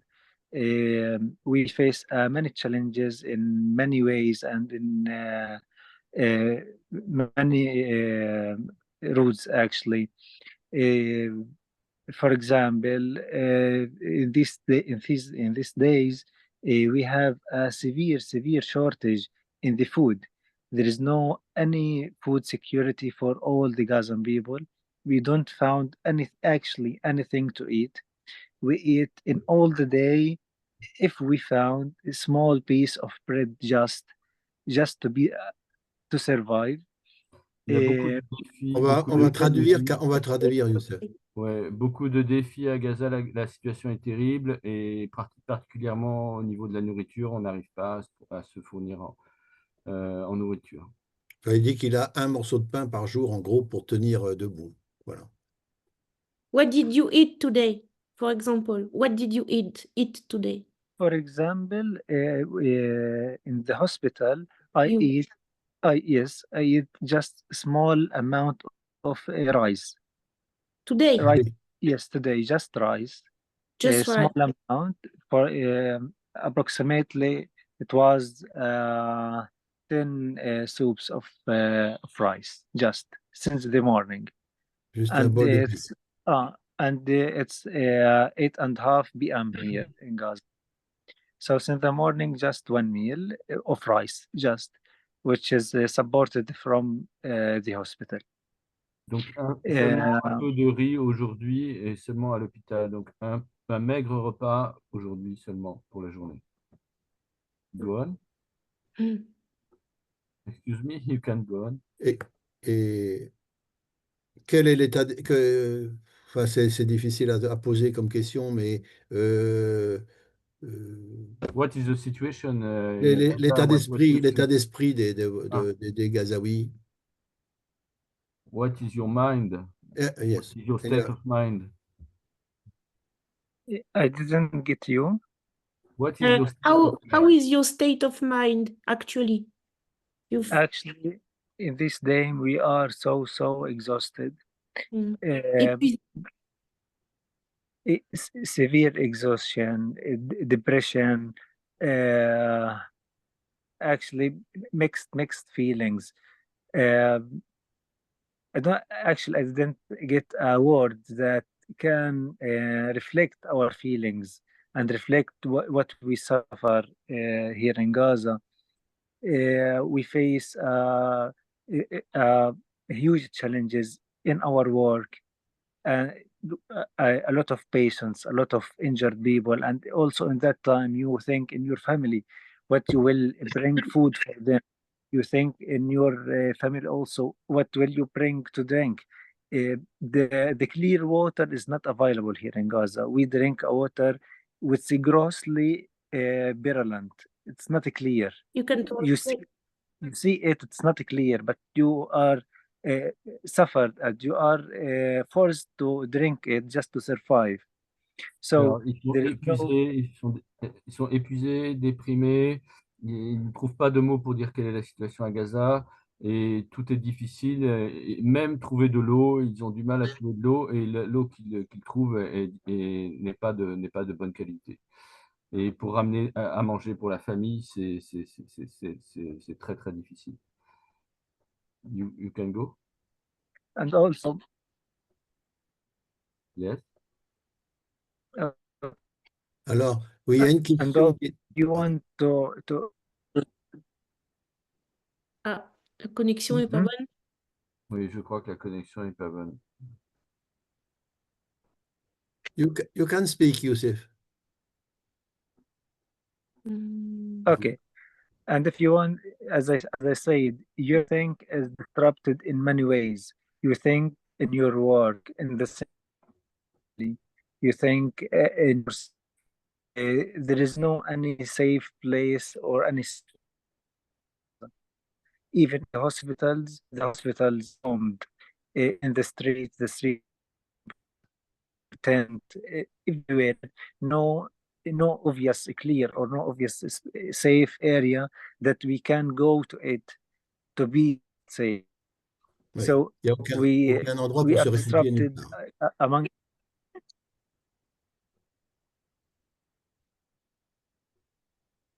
Connection is not very good. Yes, Go on, you can speak. You can speak. Okay, and this is also a bigger problem. We are disconnected with the world. Even if you have internet connection, it's so poor, and that's it. Also, if you have some food to make it, there is no any gas or there is no any easy way to do it. You have to make a fire, as the old people was. We try to do to bring some wood from the street and some wood from anywhere to put it and to make it a fire to make the food for your family, for your children, for your parents. So actually the situation here is so hard. No any words that can explain what the Gazan people feel and explain what the Gazan people are suffering in these days. 2 months and more, there is no anything that enter the crossing. The crossing closed, and what the people have of food, the simple thing, what was the most essential, just food just to eat, just to survive, the people don't have. And this is way. Another way, no medications. If as a doctor, there is no medications for the patients. We deal every day with a lot of people, injured people, and with medical cases. The injured people, we don't have sufficient equipment to deal with. We don't have a lidocaine, an analgesic. We deal with them on the road. We deal with them in the ground. No beds, no any types of sterility, no any types of high quality services. We deal with very, very minimum equipment. Actually, it's so hard. And for the medical cases, for hypertension, diabetes, epilepsy, neurological patients, all patients don't have their medications. They suffer a lot. The patients die in front of us, and we didn't, and we can't do anything for them. We just see them dead, and we are wait. There's nothing that we can give. That there is nothing that we can do for them. Actually, when you see an injured child just 3 years ago or 4 years ago without any limbs, he's gasping in front of you, and you can't do anything with him. The operator room are full, the ICU are full. This patient, if we have a good equipment and if we have a good place for him, ICU room, operator room, he will survive. But we lost a lot of patients, a lot of children, a lot of elderly in this way because we don't have any supplies or any simple things that we can save our people with. So a lot every day we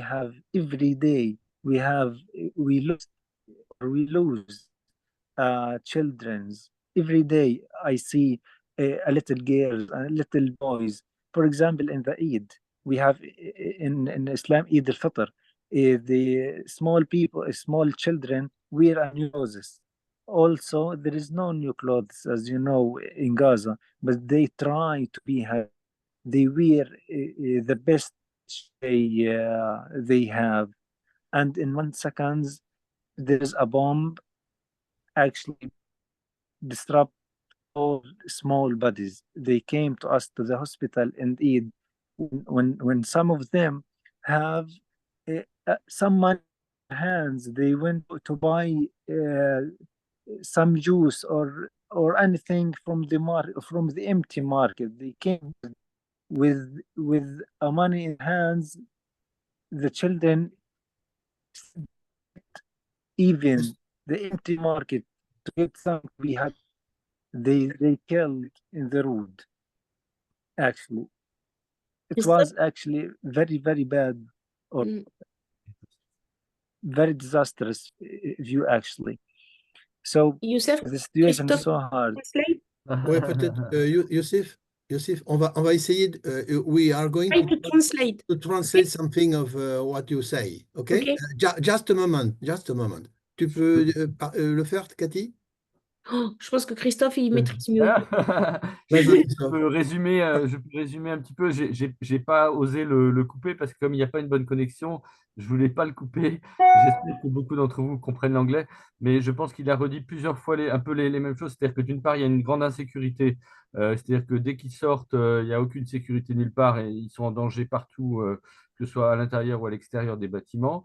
Et puis, il a surtout parlé du manque de tout, du manque de médicaments, du manque de tas de choses pour travailler, enfin pour vivre tout simplement, pour survivre. Et du fait que du coup, il y avait des morts tout le temps et les enfants qui meurent sous ses yeux régulièrement par faute d'avoir des médicaments, par faute de pouvoir être soignés, par faute de pouvoir avoir assez à manger, etc. Donc la situation est de pire en pire. D'accord. Il a aussi dit que il y a plus de gaz, hein. Donc même eux, ils sont obligés d'aller chercher quelques morceaux de bois pour cuire quelque chose pour manger, pour chauffer du riz. Il y a rien, il y a plus de gaz, il y a rien. Donc ils sont dans un blocus total, quoi. Plus d'essence, ouais. Ouais. Et d'ailleurs, on se demande aussi, oui, comment ils peuvent avoir encore un peu de quoi communiquer, d'avoir un peu d'Internet pour nous parler de temps en temps, et charger le téléphone. Enfin, ça doit être. Est-ce qu'il y a encore un peu d'électricité? Is there some electricity comment on dit recharger, Christophe, vas-y. To charge your phone, to make your things working at the hospital, you need some electricity. How can you manage all that? Yes, as you know, since the beginning of the war, there is no any regular electricity for the people. The electricity is just for the hospitals and for the organizations. When the other people demand on the solar system, and it's so expensive. Just a few of people that have the solar system. So when I want to charge my phone, I have to bring it for a point for charging. For example, someone has a solar system, he do a point for the people around to charge with money. You bought your phone, you have for the go. La connexion est Vas-y, mauvaise. Christophe, traduis. Je peux traduire pendant ce temps. Je peux traduire. Il a commencé par dire qu'il y avait il n'y avait pas d'électricité normale entre guillemets pour les gens. Il y avait uniquement de l'électricité pour les hôpitaux. Et en dehors de ça, il y a des gens qui ont des systèmes photovoltaïques qui permettent de charger de temps en temps un appareil ou un téléphone, mais en payant dans la rue ou alors en étant autonome s'ils ont une cellule photovoltaïque. Mais j'imagine qu'il ne doit pas y en avoir tellement que ça doit être très difficile. Ou alors il faut payer très cher. Oui. Donc, on remercie Youssef de tous ces témoignages. Euh, je pense qu'on va bientôt peut-être terminer quand même. Voilà, la question de l'action est posée. Il y a quelqu'un c'est Bernard Cornu, qui voulait prendre la parole sur je suppose, c'est pour comment faire pression sur le gouvernement français, parce que la question, c'est celle-là, entre autres, hein, sur l'Europe pour les sanctions. Est-ce que Bernard, tu veux parler 2 secondes? Il est toujours là, Bernard? Oui, il est là, il a son micro activé. Bon. Bah, il a parlé de l'article 7 de la charte. Bon, euh, moi, j'ai mis l'adresse du mouvement de la paix national@mvtp.org, c'est-à-dire que si vous avez des actions en cours ou si vous avez des idées d'action ou si vous pensez qu'il y a des choses qui sont utiles à faire, mais je crois que tout le monde est un peu dans le même état, c'est-à-dire qu'on est face à l'innommable, face à un plongeon du monde dans un abîme j'ai écouté hier soir sur C5, c'est ce soir, je crois, sur la 5, tous les gens étaient catastrophés, y compris par rapport à ce qui va arriver ces jours-ci. Donc, c'est-à-dire que la volonté vraiment du gouvernement israélien d'envahir militairement et encore plus la bande de Gaza, et qui nécessite, donc j'en profite avant de donner la parole à Bernard, on fait ce que l'on peut, on signe il y a des manifestations qui vont avoir lieu à propos au moment de la Nakba, partout, donc de rejoindre ces manifestations. Et puis il y a aussi, nous, la tentative qu'on essaie de faire, de trouver, d'essayer de donner à des gens qui n'ont pas voulu jusqu'à présent ou qui ne manifestent pas, mais qui voient ça, on a l'expression une insurrection des consciences ou un sursaut. Et ça, on voudrait bien que ça se produise le 16 mai, c'est la journée mondiale du vivre ensemble en paix. Ça peut paraître, voilà, mais tout ce qui peut paraître mettre en difficulté un gouvernement, par exemple, qui recule aujourd'hui encore jour par jour la reconnaissance de l'État de Palestine, c'est incompréhensible, et y compris l'arrêt d'un certain nombre de relations économiques et la pression au niveau Europe pour arrêter quelqu'un a parlé du traité de l'Union européenne, article 2, tout ça est violé, et donc il y a tous les éléments pour que la France tape du poing sur la table et essaie de faire quelque chose. Donc, je dis ça, nous on essaie de faire le 16 mai, qu'au moins partout, dans le plus grand nombre de villes, on fasse quelque chose pour la paix, que ce soit à Gaza, c'est le plus terrible, et l'autre qui continue à bombarder, même si les HLM de Kiev et compagnie, quoi, voilà. Bernard, je te donne la parole si tu veux. Christophe, tu peux lui donner son... Bernard Cornu? Oui, c'est ça. Bernard, vous pouvez activer votre micro. Oui, bonsoir. Oui, je connais Gaza depuis 30 ans. J'ai travaillé avec les municipalités sur la gestion d'énergie, étant militant bien sûr. Je rappelle que seul le chapitre 7 de la charte est contraignant. Donc le problème pratique, c'est de rédiger une résolution, enfin un projet de résolution qui soit acceptable par les Américains. Et j'ai déjà communiqué avec un conseiller de Macron là-dessus, à l'Élysée. Et d'autre part, comme je parle souvent dans certains médias étrangers, je dis toujours, même si c'est long, je parle toujours du mouvement de résistance musulmane qui a largement gagné les élections en 2006 sous supervision internationale et européenne. Comme ça, je ne suis inattaquable. Et d'autre part, j'essaye de ne jamais employer le mot de l'État pour dire toujours le gouvernement et l'armée israélienne, parce que dès qu'on utilise le mot classique de l'État, dans la tête des gens, ça fait de la confusion. J'ai proposé ça à plusieurs associations. Pour l'instant, il n'y a que l'Union juive française pour la paix qui a dit que c'était une bonne idée, mais ils n'ont pas encore décidé de boycotter ce nom même pour éviter cette confusion qui est dans la tête des gens. Voilà. J'ai préparé un film sur le chapitre 7 qui est supposé tourner en Palestine. mais je l'ai tourné en Provence et à Paris.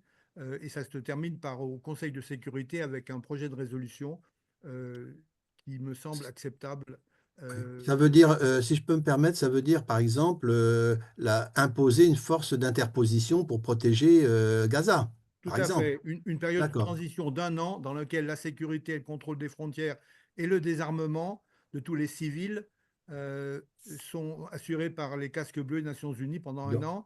Et dans la résolution, la Palestine s'engage à voter sa constitution et en priorité toutes les lois concernant les étrangers afin que les colons qui n'ont rien à se reprocher à part avoir saisi une occasion d'acheter un appartement pas cher parce que le terrain était spolié, puissent regarder les lois et dire s'il reste.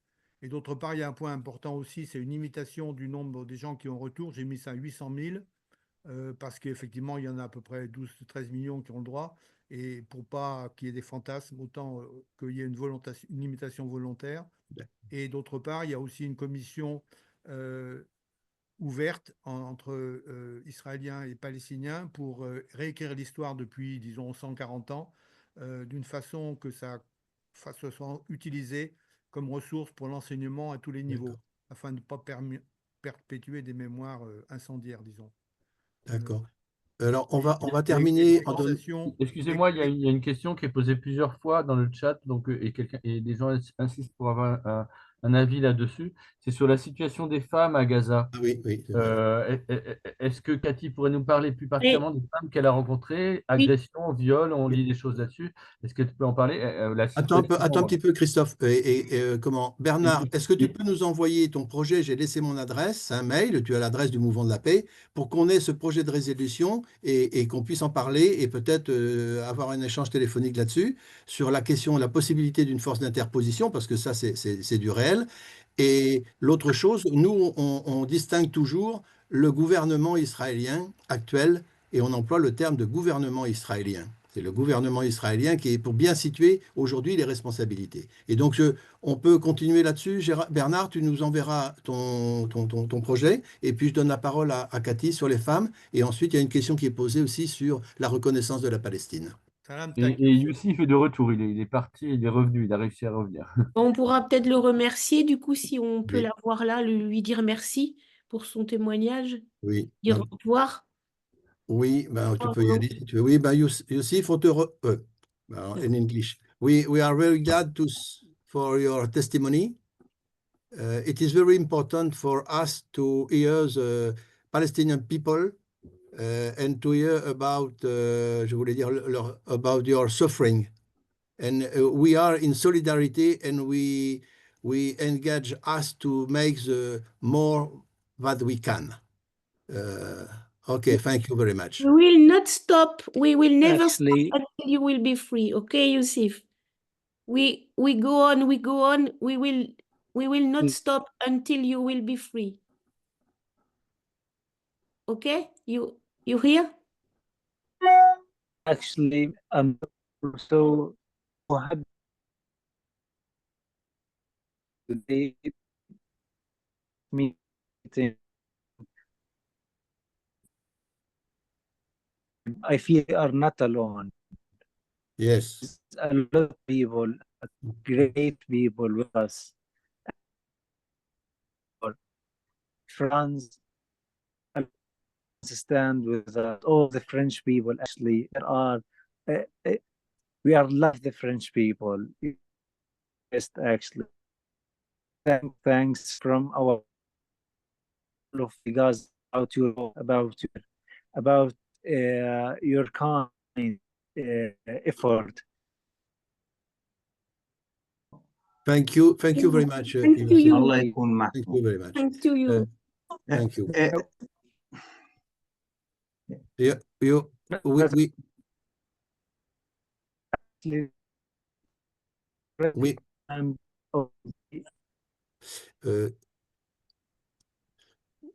We have to finish. Can you send mail to Cathy? If you try send something for French people a message to French people to. Je crois que c'est coupé. Bon, on lui rappellera. Donc, je vais te laisser finir, Cathy. Je vais dire deux mots sur. Il y a quelqu'un qui a posé aussi. Alors, sur les femmes, vas-y. Les femmes que j'ai soignées à Gaza, la relation entre elles et moi, elle était excellente et parce qu'elles pouvaient, malgré le barrage de la langue, elles pouvaient se confier à moi parce que j'étais un médecin femme. Il y a cette difficulté là à Gaza pour les médecins hommes d'être dans l'intimité avec les femmes. Et moi, j'arrivais à être dans l'intimité avec les femmes, même sans parler couramment arabe. Elles arrivaient complètement stressées dans mon box de consultation, épuisées, déprimées, euh, et elles sortaient avec le sourire. Et Youssef me disait toujours, je ne sais pas comment tu fais, parce que les femmes, elles rentrent en larmes, ou pas en larmes, mais le visage complètement, comment dire, euh, très, très marqué par tout ce qu'elles vivent. Et à la fin de la consultation, on arrivait à sourire ou on même à plaisanter, même des femmes qui avaient perdu des enfants. Quand on est une femme médecin, ben, je pense que c'était une chance pour moi de pouvoir me sentir proche de ces patientes-là. Et elles sont marquées encore plus que les hommes parce Qu'est-ce que qui se passe? elles n'ont pas d'intimité, elles ont perdu des enfants, elles ont Il y a un perdu leur problème, Christophe? mari. Non, Et non, ça marche. la situation, pour les femmes à Gaza, elle est affreuse, affreuse. Déjà terrible pour les hommes, mais encore pire pour les femmes. Elles paraissent 20 ans de plus que leur âge. Moi, quand je leur demandais en arabe quel âge as-tu, j'en revenais pas à chaque fois. Une femme de 25 ans en paraissait 45. Elles sont usées, usées, usées. Et le pire pour elles, c'est même pas de pas pouvoir prendre soin d'elles, c'est de pas pouvoir prendre soin de leurs enfants. C'est de nous montrer les enfants avec sans couche, avec les sièges enveloppés dans des sacs poubelles. Elles ont des sacs poubelles à la place des couches pour leurs bébés, de pas pouvoir aller chercher les médicaments, et elles ont une pudeur, elles n'éclatent pas en sanglots, c'était vraiment difficile pour elles, vraiment, vraiment difficile. Mais j'avais une bonne relation avec elles, vraiment. D'accord. Alors, il y a une question qui nous est posée qui dit, est-ce que c'est la question? Non, connaissance. Bon, alors, non, il y a une question qui nous est posée qui dit pourquoi ne pas se proposer au groupe à gauche à l'Assemblée nationale de la résolution a été votée. La résolution pour la reconnaissance de la Palestine, elle a été votée en 2014 par l'Assemblée nationale, par 381 députés. Donc, je pense que là, on a lancé une nouvelle pétition. Bon, ben voilà, c'est une manière au moins que les gens. Il y a eu 7000 signatures en 2 ou 3 mois. Bon, ça, je crois qu'on a décidé en secrétariat national d'écrire nominativement à tous les députés et de leur dire que leur réponse sera fournie publiquement, parce que aussi il faut mettre tous les élus à prendre leurs responsabilités et de continuer, je crois, à écrire au président de la République avec vos tripes. C'est pas acceptable qu'ils disent je vais voir, je vais peut-être aller en juin, on va peut-être. Je veux dire, face à la situation, il faut lui dire que s'il veut, enfin, sa vie sera marquée d'une tâche indélébile si le président de la République ne fait pas, dans les jours qui viennent, quelque chose pour empêcher qu'Israël mette sa menace d'invasion totale, ça veut dire de destruction totale de Gaza. Je crois qu'il faut écrire avec cette tripe et écrire au président de la République pour faire sentir, et surtout à nos élus et à nos députés, tout en signant les pétitions pour la reconnaissance, mais en leur disant qu'il faut qu'ils agissent beaucoup plus. Hier, les gens qui étaient à l'émission disaient, c'est ce qu'on disait, on est dans on voit le génocide en direct et c'est vrai. C'est pour ça que que vous soyez d'accord ou pas totalement avec ce qu'on a pu écrire sur la journée du 16 mai, peu importe, si on peut faire quelque chose partout, dans tous les petits bleds et en particulier, enfin les bleds, excusez-moi du nom, mais dans tous les villages, les communes, où on a accès un peu à une presse locale, où s'il y a 50, 60 personnes, ça fait un événement, un journaliste vient, il faut vraiment une insurrection des consciences et puis un sursaut citoyen pour que on n'est pas à la hauteur de la situation, hein, parce que on devrait être des millions dans la rue, on ne l'est pas. Il y a différentes raisons, mais en tout cas, essayons le 16 mai de faire quelque chose. Voilà, je te laisse terminer, Cathy, et après, on arrêtera la conférence. Déjà, je vous remercie tous parce que le fait d'avoir fait cette réunion, ça montre que tout le monde s'implique et que tout le monde peut faire quelque chose pour que ça s'arrête à hauteur de ses compétences, à hauteur de sa motivation. Donc, vous avez tous prouvé que vous êtes investis et qu'on peut continuer à sensibiliser les gens. Merci à Youssif aussi, merci à vous tous et il faut que ça s'arrête. Il faut que ça s'arrête. Bonsoir à tous ceux qui sont venus aussi. Bonsoir. Et merci vraiment, Cathy. Merci à Youssif d'avoir témoigné et dit que en fait, on est devant l'innommable. Enfin, parce que, enfin, on peut le nommer, mais c'est la catastrophe totale. Ça remet en cause notre humanité totale de l'absence de réaction internationale par rapport à ce qui se passe. Allez, bonsoir tout le monde et bon courage pour tout. Au revoir. Salut Cathy, à bientôt. Au revoir tout le monde. Au revoir. Voilà.